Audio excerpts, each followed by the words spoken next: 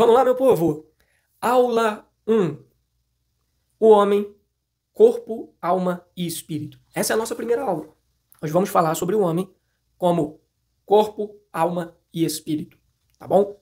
E nós temos aí uma longa caminhada até nós conseguirmos refletir melhor sobre essa questão, tá bom? Mas o primeiro texto que eu quero ler, que é o texto áureo, que resume essa lição, é 1 de Tessalonicenses, capítulo 5, versículo 23. Então já anote aí na sua Bíblia. 1 de Tessalonicenses, capítulo 5, versículo 23. O que está escrito? E o mesmo Deus de paz vos santifique em tudo, e todo o vosso espírito e alma e corpo. Então, olha o detalhe. E todo o vosso espírito e alma e corpo sejam plenamente conservados irrepreensíveis para a vinda de nosso Senhor Jesus Cristo. Olha a recomendação de Paulo. E o mesmo Deus de paz vos santifique. Então ele está tratando, quase não sai, tratando sobre santificação. E vos santifique em quê? Em tudo. E todo o vosso espírito, alma e corpo. Então, Paulo admite aqui textualmente que o homem é um ser tricotômico. Espírito, alma e corpo. Sejam conservados irrepreensíveis para a vinda de nosso Senhor Jesus Cristo. Olha que detalhe importante. A santificação passa pelo espírito, alma e corpo. Então, todo o nosso ser precisa passar pelo processo da santificação. Segundo Paulo, aqui em 1 de Tessalonicenses 5, 23. E qual é a verdade prática? Deus nos fez corpo, alma e espírito para glorificá-lo eternamente com todo o nosso ser. O mesmo apóstolo Paulo, na primeira carta aos Coríntios, capítulo 10, versículo 31, diz: quer comais, quer bebais, quer façais qualquer outra coisa, fazei tudo para a glória de Deus. Todo o nosso ser precisa ser santificado. Se a gente for comer, beber ou fazer qualquer outra coisa, a gente tem que fazer para a glória de Deus. Então, nosso corpo, nossa alma, nosso espírito deve glorificar a Deus. Nós devemos nos santificar e glorificar a Deus com todo o nosso ser. E isso é glorioso demais. Mas, além disso, eu queria ler 2 textos bíblicos que eu acho que vai nos ajudar bastante, tá, a compreender essa lição. O primeiro texto bíblico é Gênesis capítulo 1, versículo 26 a 28. E depois eu queria ler o capítulo 2, versículo 7, versículo 18, depois o versículo 21 a 23. Vamos lá? Gênesis, capítulo 1, versículo 26 a 28. E disse Deus, façamos o homem à nossa imagem, conforme a nossa semelhança, e domine sobre os peixes do mar, e sobre as aves dos céus, sobre o gado, sobre toda a terra, e sobre todo réptil que se move sobre a terra. E criou Deus o homem à sua imagem, a imagem de Deus o criou, macho e fêmea os criou. E Deus os abençoou, e Deus lhes disse, frutificai e multiplicai-vos, e enchei a terra, sujeitai-a, e dominai sobre os peixes do mar e sobre as aves dos céus, e sobre todo animal que se move sobre a terra. Gênesis capítulo 2, versículo 7. E formou o Senhor Deus o homem do pó da terra, e soprou em suas narinas o fôlego de vida, e o homem foi feito alma vivente. Versículo 18. E disse o Senhor Deus, não é bom que o homem esteja só. Far-lhe-ei uma adjutora que esteja como diante dele. Versículo 21. Então o Senhor Deus fez cair um sono pesado sobre Adão, e este adormeceu. E tomou uma das suas costelas e cerrou a carne em seu lugar. E da costela que o Senhor Deus tomou do homem, formou uma mulher, e trouxe-a a Adão. E disse a Adão, esta é agora osso dos meus ossos e carne da minha carne, e será chamada varoa, porquanto do varão foi tomada. Nós necessitamos compreender que o homem, ele é corpo, alma e espírito, tá? E nessas 13 aulas nós estudaremos justamente a respeito do corpo, da alma e do espírito, para a gente ter uma clara compreensão bíblica acerca da natureza do homem e sua relação com Deus na vida prática. Ok? E para isso, nós, nesta aula, abordaremos pelo menos 3 pontos com seus respectivos subpontos, tá bom? Para entender acerca da tricotomia, ok? Mas para isso, a gente precisa compreender algumas coisas. A primeira delas é que Deus criou o homem de uma forma muito especial e com um propósito especial. Nós acabamos de fazer menção de Gênesis, capítulo 1, versículo 27 e 28, que olha o que Deus disse. 27. E criou Deus o homem à sua imagem, a imagem de Deus o criou, macho e fêmea os criou. E Deus os abençoou, e Deus lhes disse, então olha o fruto da bênção, frutificai, multiplicai-vos, e enchei a terra, e sujeitai-a, e dominai-a sobre os peixes do mar, sobre as aves do céu, e sobre todo animal que se move sobre a terra. Então Deus cria o homem, Deus forma o homem, melhor dizendo, e depois que Deus forma o homem com um propósito: frutificar, multiplicar, encher a terra e sujeitar-a e dominar-a. Exatamente nessa proporção, exatamente nessa ordem. O homem, então, abençoado, formado por Deus, agora tinha que frutificar, multiplicar, encher a terra e sujeitar e dominar. Então perceba que Deus cria o homem com esse propósito especial, de frutificar, de se multiplicar. E depois que o homem se multiplica, enche a terra, ele então sujeita a terra e domina sobre a terra e sobre tudo que Deus havia criado. Deus cria e forma o homem tanto de forma especial, como para um propósito muito especial. Então, no 27, é Deus formando o homem de forma especial. No 28, para um propósito muito especial. O homem, então, aqui é descrito como a coroa da sua criação. E Deus fez isso de uma forma sublime, maravilhosa, distinta também, em relação a todos os demais seres vivos. Até porque todos os seres vivos são frutos do haja. Agora, o homem é fruto do façamos. O próprio Deus modela o homem, o próprio Deus arquiteta o corpo do homem. Muito além da expressão produz a terra, a partir da qual foram criados os animais, né, conforme Gênesis 1, versículo 24, o homem é resultado de uma ação divina, pessoal e plural. E plural.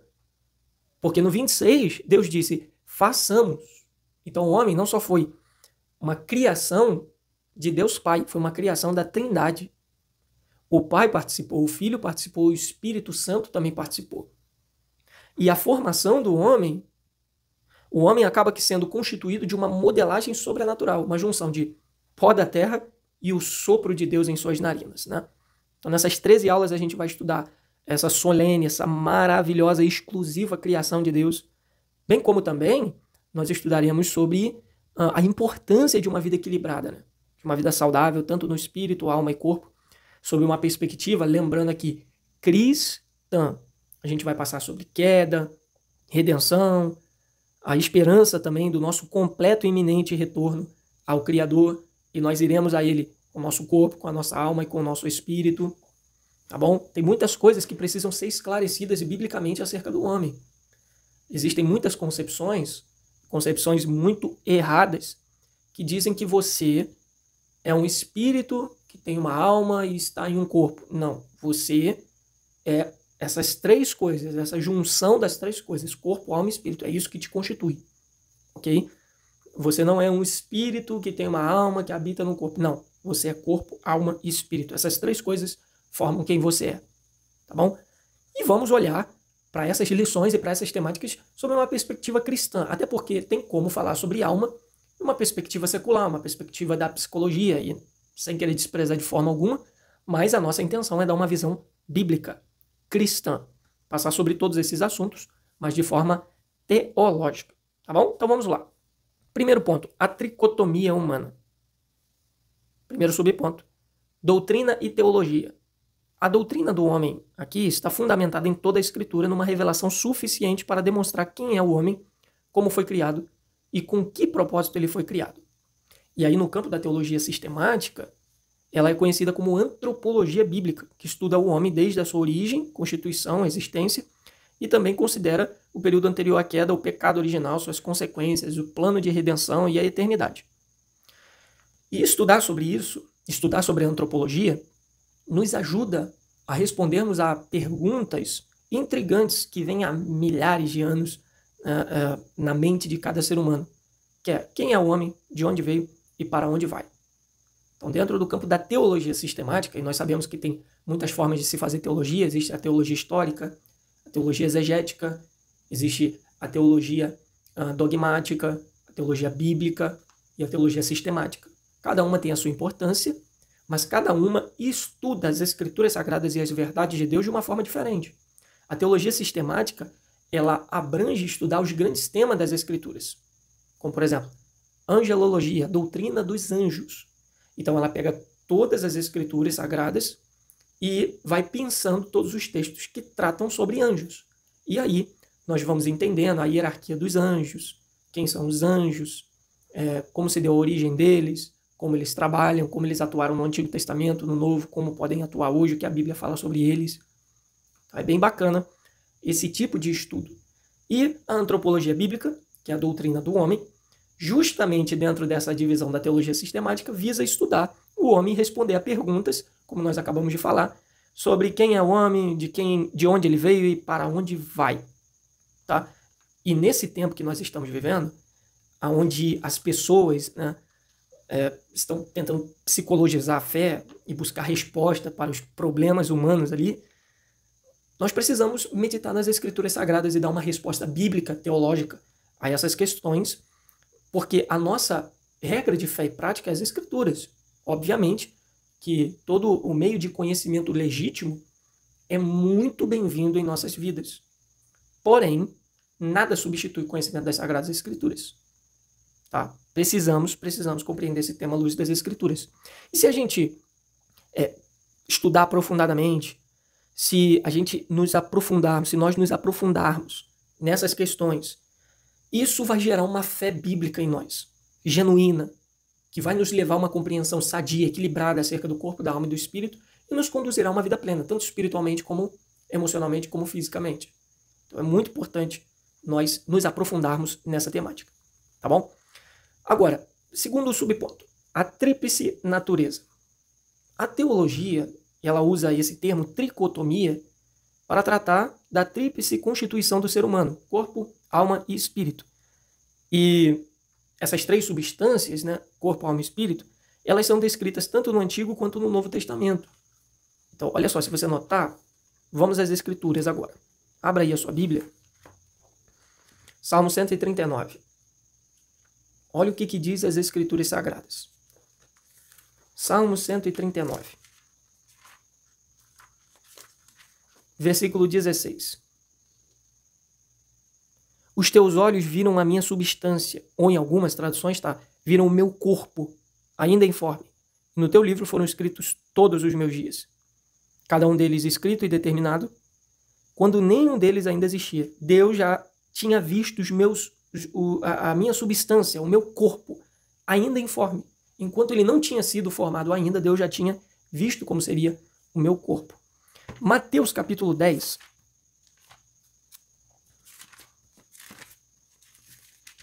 Versículo 28. Não temam os que matam o corpo, mas não podem matar a alma. Pelo contrário, temam aquele que pode fazer perecer no inferno tanto a alma como o corpo. Percebeu? Tratou do corpo no Antigo, tratou do corpo do Novo. Lucas, e ainda tratou sobre a alma aqui. Lucas capítulo 1. Lucas capítulo 1, versículo 46 e 47. Então Maria disse, a minha alma engrandece ao Senhor. Versículo 47. E o meu espírito se alegrou em Deus, meu Salvador. Olha só, Maria aqui fala de alma e fala de espírito. Mas tem um outro texto que fala sobre alma no Antigo Testamento, que é o Salmo 42. Olha o que diz o Salmo 42. Versículo 5. Por que você está abatida, ó minha alma? Por que se perturba dentro de mim? Espere em Deus, pois ainda o louvarei a Ele, meu auxílio e Deus meu. Percebeu como é bem descrito nas Escrituras Sagradas? É bem descrito tanto no Antigo quanto no Novo Testamento. E sobre o Espírito, nós nem precisamos falar, porque é bem relatado, bem exemplificado em todo o Antigo e Novo Testamento. Tá? Jesus, na cruz do Calvário, entregou o seu Espírito, e é justamente sobre isso que nós vamos falar agora, porque o próprio Jesus Cristo, o Filho de Deus encarnado, plenamente homem e plenamente Deus, possuía essa constituição de corpo, alma e espírito. No jardim do Getsêmani, não sei se vocês se lembram, Mateus capítulo 26, a partir do versículo 36, ele diz que a sua alma estava angustiada até a morte.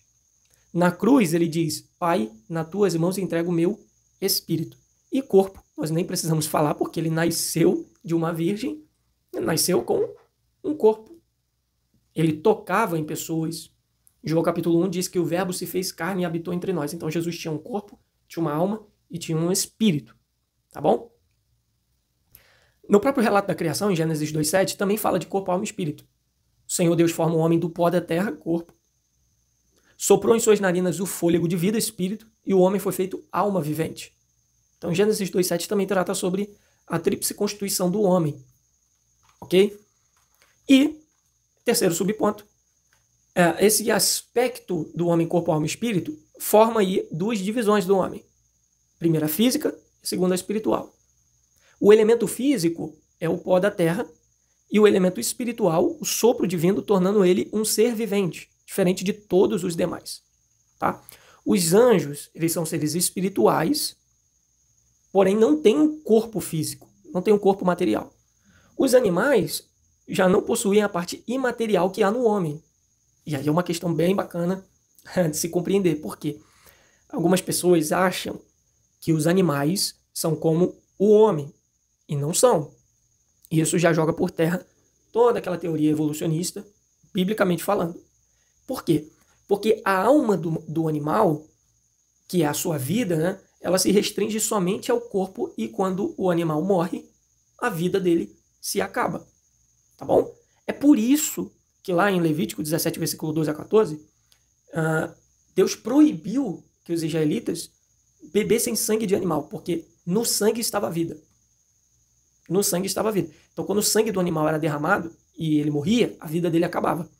Então, o animal, ele não tem uma alma e um espírito como nós. A alma do animal é a vida que está no sangue.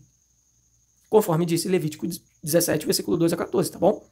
O verbo ali, que é utilizado em Gênesis 2:7, para vida, alusivo ao homem, é shahin, no plural, permitindo a expressão literal fôlego de vidas. Isso pode também significar que esteja aludindo implicitamente à vida do espírito, da alma e do corpo. Tá? Então, olha que bacana, olha que interessante essa questão acerca da tricotomia. Tanto doutrina e teologia, como a tríplice natureza, como as duas partes que separam aí o homem. A matéria, o lado físico, e o espiritual aí sendo representado pela alma e pelo espírito. Agora, segundo tópico, a distinção entre a alma e o espírito, que é aqui, que é uma confusão de interpretação, inclusive com aqueles que acreditam na dicotomia. Primeiro, a alma, do hebraico nefesh e do grego psique. Alma é uma das palavras polissêmicas da Bíblia. O que é uma palavra polissêmica?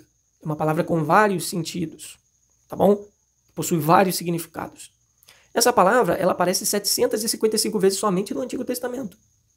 E seu primeiro sentido é ser vivo, como em Gênesis 1:20, alma vivente. Nessa acepção, a palavra alma é usada também para animais e significa simplesmente vida. Ou seja, para os animais significa somente vida. Agora, para o homem significa ser vivo, alma vivente. E essa alma, ela é dotada de algumas características. A distinção entre a alma do homem e do animal, como nós já bem tratamos, está na descrição procedente do sopro divino. A alma do homem constitui-se uma substância espiritual, incorpórea, invisível, imortal e é dotada de razão, sentimento e vontade. Foram esses os atributos que Deus deu ao homem para que ele pudesse tanto se relacionar com o Criador, como fazer a vontade de Deus. Obedecer às ordens de Deus, coisa que não foi dada aos animais. Por isso que a alma do homem é diferente da alma dos animais. Ela é dotada de sentimento, vontade e razão, o que permite com que o homem se relacione com outras pessoas, cumpra com a vontade de Deus, com as ordens de Deus e se relacione com Deus também. Agora, o espírito. O espírito do hebraico ruá e do grego pneuma, o espírito do homem provém de Deus e constitui sua principal dimensão. É por meio dele que mantemos a nossa comunhão com o Criador, o Pai dos Espíritos, e o adoramos. João 4, versículo 23 e 24, João disse que a hora vem e já chegou. Na verdade, Jesus disse que a hora vem e já chegou em que os verdadeiros adoradores adorariam o Pai em espírito e em verdade. Junto com a alma, e inseparável dela, compõe a parte material do ser humano. É o que Paulo chamava de homem interior. E esse homem interior era um contraste com o corpo, que era chamado de homem exterior. Você pode ver isso em Romanos capítulo 7, versículo 22 a 25, 2 Coríntios 4, versículo 16 a 18 e Efésios 3, versículo 16 a 19. Tá bom? À luz das Escrituras, o Espírito é a fonte de vida recebida por Deus. O Espírito usa e transmite a vida à alma, que por sua vez expressa por meio do corpo, utilizando seus sentidos físicos para explorar o mundo exterior e dele receber as necessárias impressões. São 3 elementos que formam um único ser ou uma pessoa. Como eu bem falei, torno a dizer, você não é um espírito que possui uma alma que está em um corpo. Você é um ser humano constituído de corpo, alma e espírito. Tá? Então não existe essa possibilidade de você ser algo separado da outra coisa. Tá bom? Vamos lá para o nosso terceiro tópico. A interação das 3 dimensões. Então, perceba o progresso da nossa aula. Primeiro nós falamos sobre a tricotomia humana, falamos sobre a doutrina, o que estuda o ser humano. Depois falamos sobre a tricotomia em si. Falamos primeiro da antropologia bíblica, depois falamos da tricotomia e depois falamos dessas 2 naturezas do homem, a física e a espiritual. Física, corpo, espiritual, alma e espírito. No tópico 2, nós falamos a distinção entre a alma e o espírito. Também demos uma distinção do homem e os anjos. Os anjos são seres espirituais e esses seres espirituais não têm um corpo. E falamos também de uma distinção com os animais. Tudo isso com relação à alma. Depois falamos do espírito, ok? Que é o homem interior. Agora nós vamos falar da interação das 3 dimensões. Como corpo, alma e espírito, apesar de serem diferentes, o corpo, matéria, alma, emoções, espírito que nos liga a Deus. Como essas coisas interagem? Porque lembrando, apesar de serem 3 elementos, formam um ser humano. Então como é que é a interação? Vamos lá. Primeira coisa, corpo, afetos e somatização. O corpo, que vem do grego soma, é a parte material do ser humano, por meio da qual comumente,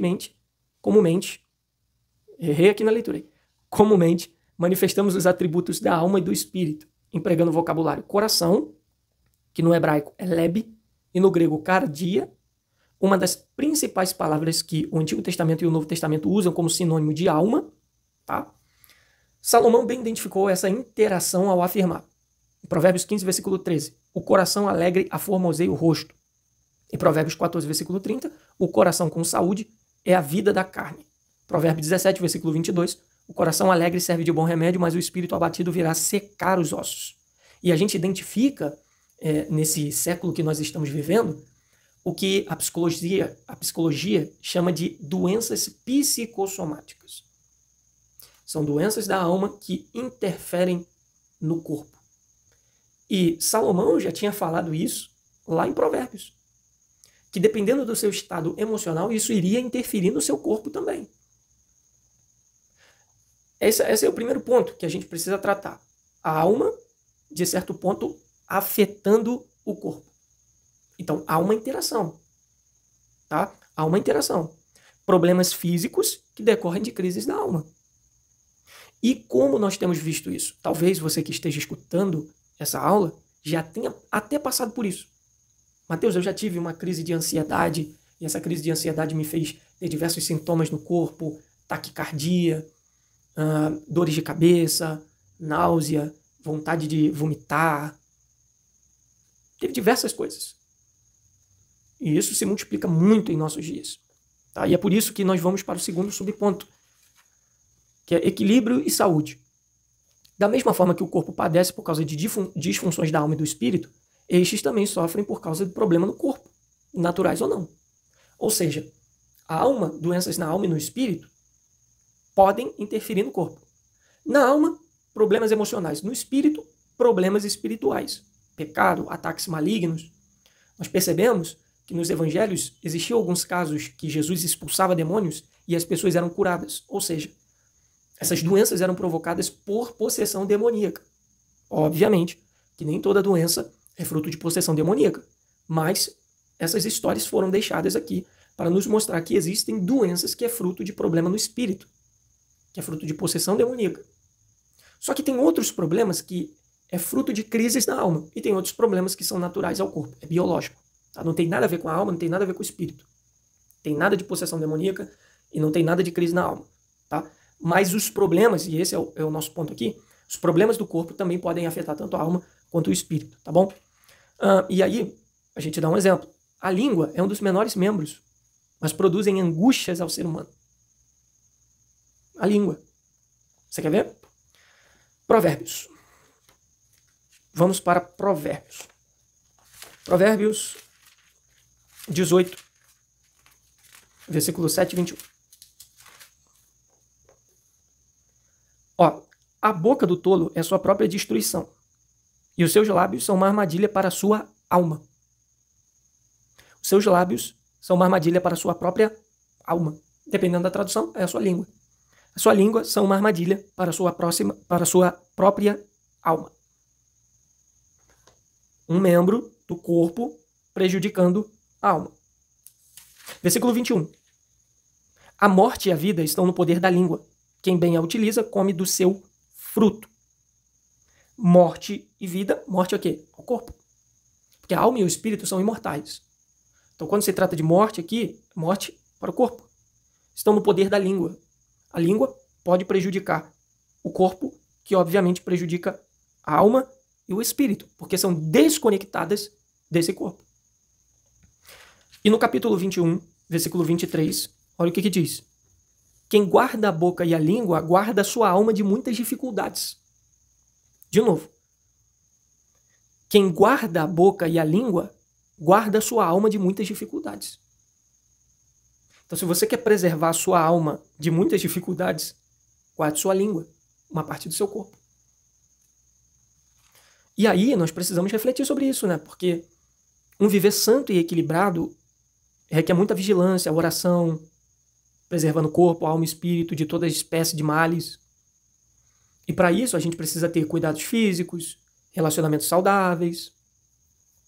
Nós precisamos ter uma perspectiva da vida diferente, que é dos pessimistas.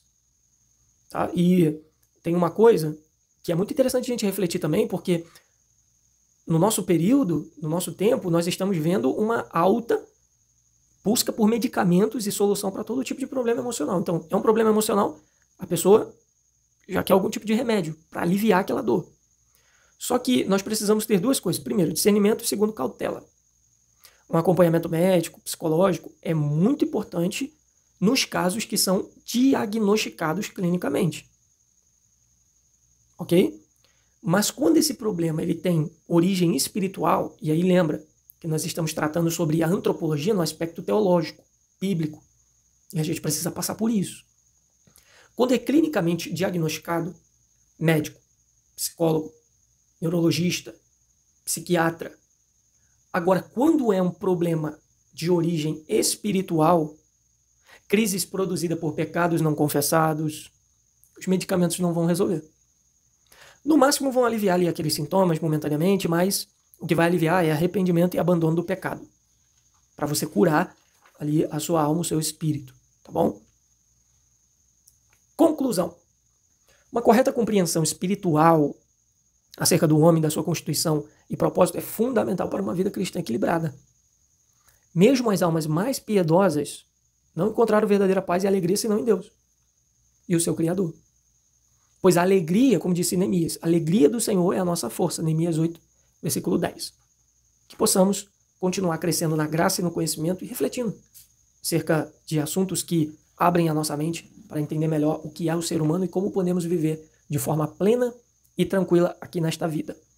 Glorificando a Deus, santificando o nosso corpo, nossa alma e o nosso espírito. Que Deus te abençoe e até a próxima aula.